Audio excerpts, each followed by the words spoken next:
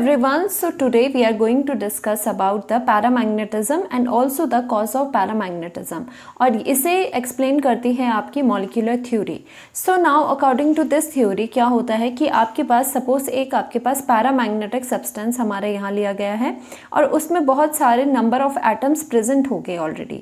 और एक और बात है जो paramagnetism है वो कौन show करते हैं those atoms जिनके पास कि कैसे होते हैं usually वो atoms हो गए जिनके पास odd number of electrons हो गए odd number of electrons containing atoms.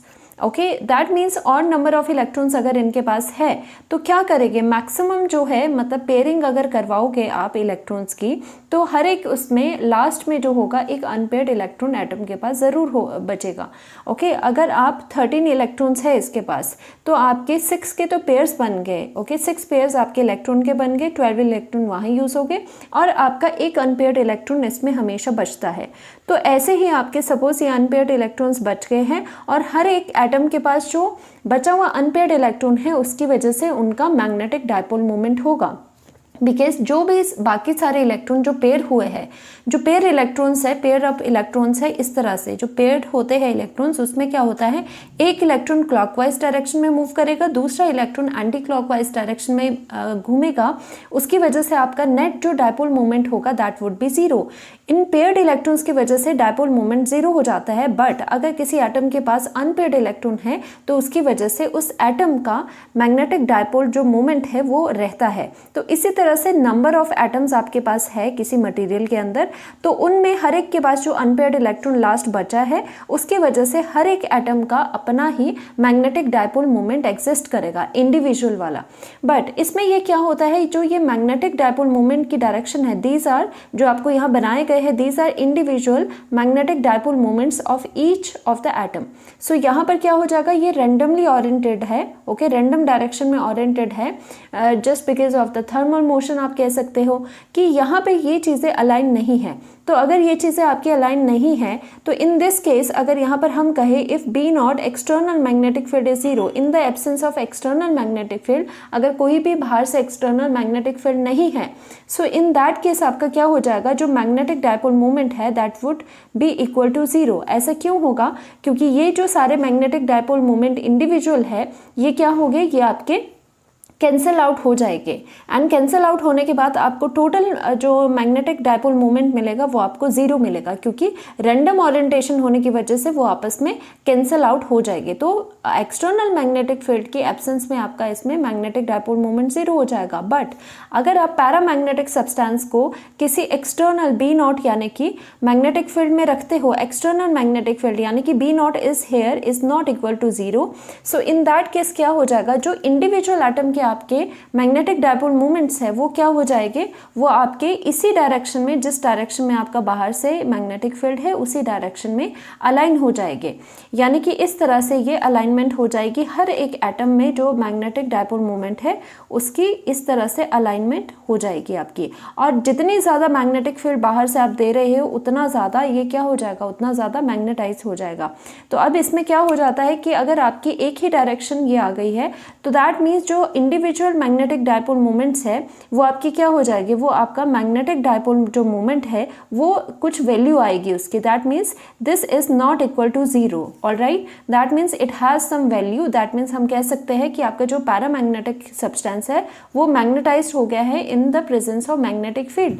और ये कैसे मैग्नेटाइज्ड होता है इसमें जो आपकी मैग्नेटिक फील्ड आएगी इसके अंदर वो इन the direction of the external magnetic field आएगी. राइट तो यानी कि मैग्नेटाइज भी ये क्या कैसे होता है in the direction of the external magnetic field ही ये मैग्नेटाइज होता है.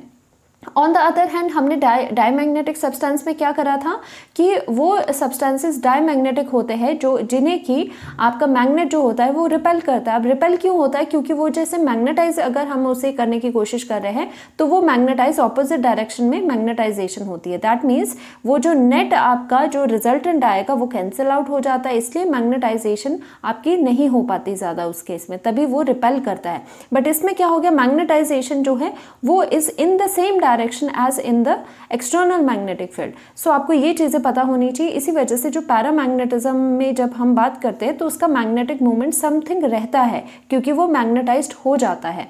Now paramagnetic substances are weakly magnetize तो होते हैं बट उतने अच्छे से नहीं होते। These are mainly weakly magnetized when placed in an external magnetic field. When there is no external magnetic field, dipole moment of each atom is randomly oriented. देखो randomly oriented था due to the thermal motion, hence they will cancel out each other. तो ये क्या हो गए, इसके जो randomness की वजह से ये cancel out हो जाएगी random direction की वजह से, hence net dipole moment is zero in absence of external magnetic field. All right. But in the presence of external magnetic field B naught and at low temperature, this is very important. अगर आपको magnetisation इसकी करवानी है तो आपको temperature low रखना पड़ेगा, right. वो हम आगे करेंगे टेम्परेचर लो क्यों रखा हमने। अब इसकी वजह से जो इंडिविजुअल डायपोल मोमेंट्स है वो अलाइन हो जाएगी एक डायरेक्शन में, and there will be net dipole moment in the presence of B naught, यानी कि m is not equal to zero, m has some value in the presence of B naught. So इसके example जो paramagnetic substances है, examples are aluminium, sodium, calcium, oxygen at STP standard temperature pressure पे, ये सारे example आते हैं paramagnetism के। Now again जो पैरामैग्नेटिज्म है वो क्यूरी लॉ को फॉलो करता है। क्यूरी लॉ क्या बताता है, जो मैग्नेटिक ससेप्टेबिलिटी है is inversely proportional to the temperature. Now magnetic susceptibility क्या होती है, किसी भी सब्सटेंस की एबिलिटी कि वो कितना जल्दी मैग्नेटाइज हो सकता है। तो दैट मीन्स उसके मैग्नेटाइज होने की जो ससेप्टेबिलिटी है वो क्या हो जाएगी, अगर टेम्परेचर आप इंक्रीज करोगे तो मैग्नेटिक ससेप्टेबिलिटी उसकी डिक्रीज हो जाएगी। दैट मीन्स वो मैग्नेटाइज लेस इजीली होगा। तो इसका मतलब यही है, अगर हमें पैरामैग्नेटिज्म लाना होता है, उसको अगर मैग्नेटाइज करना होता है पैरामैग्नेटिक सब्सटेंस को, तो उसके लिए हमें क्या है, लो टेम्परेचर पर ही उसे मैग्नेटाइज करना होता है, क्योंकि लो टेम्परेचर पर ही ससेप्टेबिलिटी आपकी हाई रहेगी। So now the magnetic susceptibility of paramagnetic substance is inversely proportional to the absolute temperature, ये बताता है क्यूरी लॉ। सो यहाँ तक आपको पैरामैग्नेटिज्म का कॉज पता चल गया होगा, और ये चीज़ बताती है मॉलिक्यूलर थ्योरी। अब इसके बाद हम अगेन जो फेरोमैग्नेटिज्म है उसका कॉज ऑफ फेरोमैग्नेटिज्म भी कर लेते हैं, and this theory is explain by, this is given by the theory domain theory. Okay, तो इसमें हमने यहाँ पर एक फेरोमैग्नेटिक सब्सटेंस ले रखा है। अब इसमें क्या होता है, जो फेरोमैग्नेटिक सब्सटेंस होता है उसमें पहले से ही एक सर्टेन ग्रुप ऑफ आपके पोर्शंस बने होते हैं, यानी कि इन्हें डोमेन्स कहा जाता है। जो आपको ये अलग अलग से ग्रुप्स दिखाई दे रहे हैं, अलग अलग से पोर्शंस दिखाई दे रहे हैं, दीज आर डोमेन्स। अब ईच डोमेन में क्या होगा, सेट ऑफ एटम्स होंगे, कुछ आपके नंबर ऑफ एटम्स होंगे जिनका जो आपका मैग्नेटिक डायपोल मोमेंट है वो एक ही डायरेक्शन में अलाइन कर रहा है। सपोज अगर मैंने यहाँ पर इसकी बात करी, इस वाले डोमेन की बात करी, तो इसमें बहुत सारे एटम्स हो गए इसी डोमेन में प्रेजेंट, और हर एक जो एटम है उसका जो मैग्नेटिक डायपोल मोमेंट है वो इसी डायरेक्शन में अलाइन हो रहा है, इसी डायरेक्शन में शो हो रहा है। तो दैट मीन्स ऐसे आपके फेरोमैग्नेटिज्म में पहले से ही डोमेन्स बनी होती है, जिसमें कि सेट ऑफ जो एटम्स है उनके मैग्नेटिक डायपोल मोमेंट एक ही डायरेक्शन में अलाइन होते हैं पहले से ही। ये इधर को अलाइन हुए होंगे, इसमें जो एटम्स है उनके इधर को अलाइन हुए होंगे। बट क्या है यहाँ पर, बेशक डोमेन में इस तरह से है, बट अगर आपका मैग्नेटिक फील्ड जीरो है, no external magnetic field is applied, तो इन दैट केस ऑल्सो जो आपका नेट मैग्नेटिक जो डायपोल मोमेंट होगा दैट वुड बी जीरो। ऐसा क्यों है, बिकॉज वो क्या होता है, आपका आपस में कैंसिल आउट हो जाता है। अब यहाँ पे कैंसिल आउट जब आपका हो जाएगा तो इसकी वजह से magnetic dipole moment would be zero.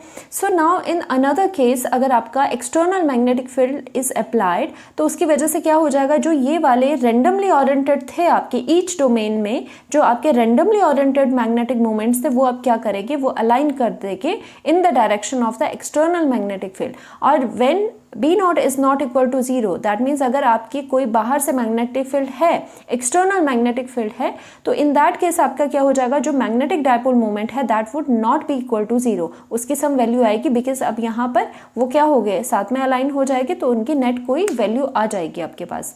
These substances are strongly magnetized in external magnetic field। देखो ये वाले कैसे होते हैं, ऊपर वाले जो पैरामैग्नेटिक सब्सटेंसेस थे those were weakly magnetized थे, बट यहाँ पर ये कैसे होता है, these are very strongly magnetized in the external magnetic field।